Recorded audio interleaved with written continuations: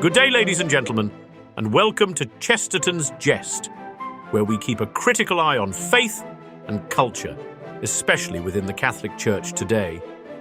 In an age where even church teachings seem to be shifting, we're here to explore and question the ideas and changes that challenge timeless truths. Through thought-provoking, often humorous perspectives, we aim to bring clarity to conversations others might avoid, holding fast to orthodoxy with the courage to question what feels off track. If you would like to join us as we dig deeper into the faith with reverence, wit, and a touch of Chestertonian insight, you can support this channel by gently pressing the like, share, and subscribe buttons in that order, and we thank you for your support. And so, let's get on with it, shall we? Our topic, up for discussion today: Pope Leo XIV, a new lion for an old church in a modern world. Part 1. Chapter 1. The Unexpected Candidate. In an election that surprised many, Robert Francis Prevost of Chicago ascended to the papacy as Pope Leo XIV. Until May 2025, the notion of an American pope seemed improbable, perhaps even unthinkable. The Church, long wary of the idea of an American pontiff, seemed to prefer Central or Southern European leadership. Yet here, against many expectations, Prevost, a man of both American and Latin American heritage, was elected to the highest office in the Church, breaking long-standing precedents. Born in 1955 in Chicago to a devout Catholic family, Prevost's early life was marked by an immersion in the faith, serving as an altar boy and later pursuing studies in mathematics and canon law. He chose the path of the Augustinian friar, traveling extensively in Latin America, where he spent years in Peru, working as a missionary. His time in South America gave him a perspective unique in the modern papacy, a deep connection to the Church in the global South, even as he maintained strong ties to the Church in North America. Prevost's rapid rise through the Church hierarchy was unexpected. Appointed Bishop of Callao in 2014 by Pope Francis, he quickly garnered attention for his leadership skills and deep understanding of the Church's mission. Just 9 years later, he was elevated to cardinal, and now, after the sudden passing of Pope Francis, the College of Cardinals, in a similarly short manner as for Francis, a conclave lasting just 5 days, elected him as the new pope. It is a testament to his ability to unite the Church's diverse factions that he was chosen so quickly, despite his relatively short tenure as a bishop and cardinal. Chapter 2. A Political and Theological Paradox. Pope Leo XIV's background, however, is not without complexity. A former registered Republican in his native United States, Prevost is often seen as a man of conservative values. His political leanings have often been described as moderate conservative, aligning with the pro-life stance of the Church and supporting traditional views on issues such as marriage and family. Yet his progressive actions, such as supporting the rights of women in the Church and his outspoken critiques of nationalism, present a fascinating paradox. His political profile as a registered Republican was noted by many, but it is important to recognize that Prevost's political decisions in the papacy are unlikely to be shaped by partisan considerations. His commitment to the universal Church and his pastoral approach suggests that he will approach political matters with a balance of caution and clarity, seeking to bridge divides where possible and always prioritizing the dignity of the human person. While his stance on certain issues may be seen as conservative, it is clear that Prevost does not fit neatly into the traditional political categories. He has been outspoken about the importance of social justice and has supported efforts to address economic inequality and climate change.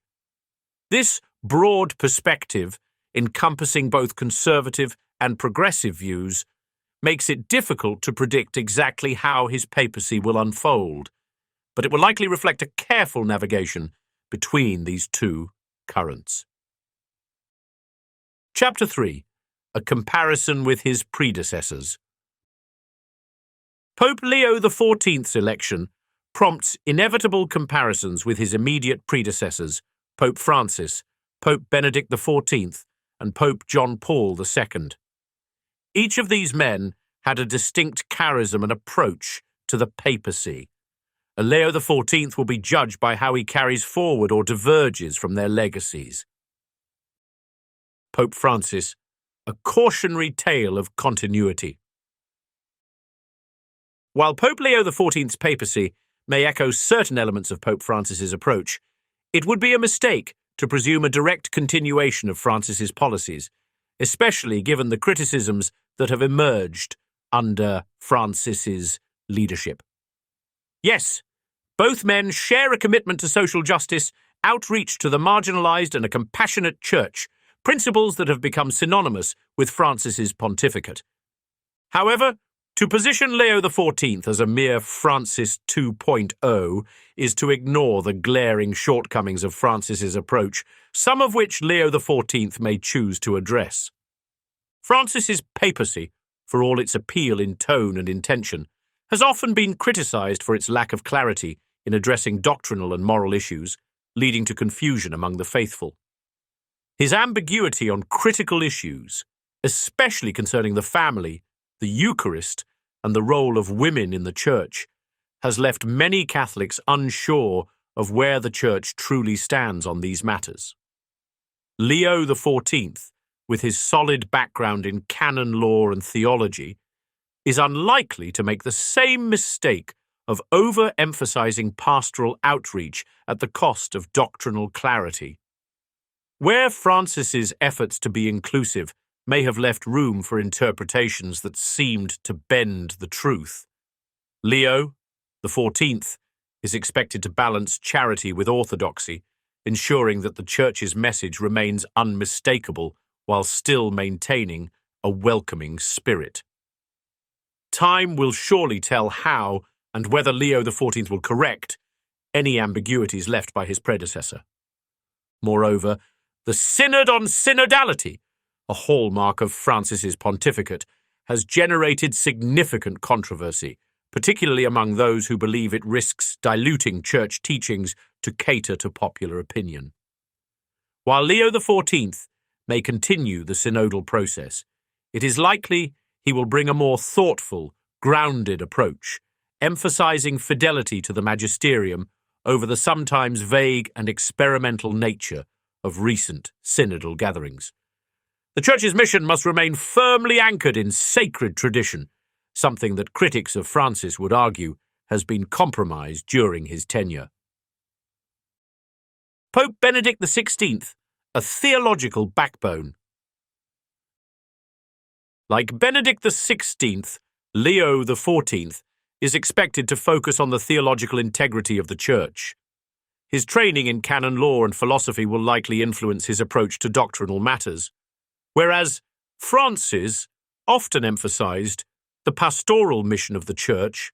Leo XIV may place a greater emphasis on theological education and doctrinal clarity, ensuring that the Church's teachings remain unambiguous and unwavering. His respect for Benedict XV's contributions to the Church's intellectual life may result in a reaffirmation of Catholic doctrine, especially in relation to the liturgy and moral teachings. Pope John Paul II, a global evangelist.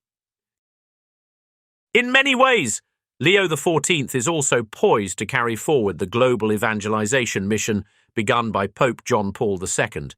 As the first pope from the Americas, Leo XIV will likely continue the work of bringing the gospel to new frontiers and engaging with the broader world in a spirit of dialogue and evangelization.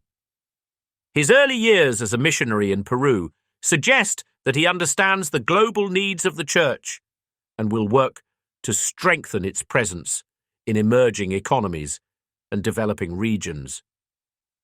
His papacy may echo John Paul II's focus on the importance of religious freedom and interfaith dialogue, while also promoting unity and solidarity among different Christian denominations. His papacy may echo John Paul II's focus on the importance of religious freedom and interfaith dialogue, while also promoting unity and solidarity among different Christian denominations. Please stay tuned for part 2 of our exposé, Pope Leo XIV, a new lion for an old church in a modern world. And thank you for listening. If you enjoyed today's video and share our passion for defending the true faith with a touch of humor, be sure to head over to chestertonsjest.com. Please support us by grabbing a bag of our gourmet-flavored coffee, or take one of our beautifully scented candles, and consider slipping into one of our fun and fervent graphic tees or hoodies, designed to make you think and look good while doing it. Whether you're looking to wear your faith proudly or share a laugh, we've got something for everyone. Visit us today and join the movement, because in times like these, it's more important than ever to stand firm in our beliefs with style and wit. If you love what you hear, please don't forget to support the show by shopping at our store. Your purchase helps us keep this channel running and ensures more great content comes your way. As Chesterton once said, "A madman is not someone who has lost his reason. A madman is someone who has lost everything except his reason." So, let's keep our reason and our faith intact together. Thanks for listening. God bless you, and may the good Lord be praised.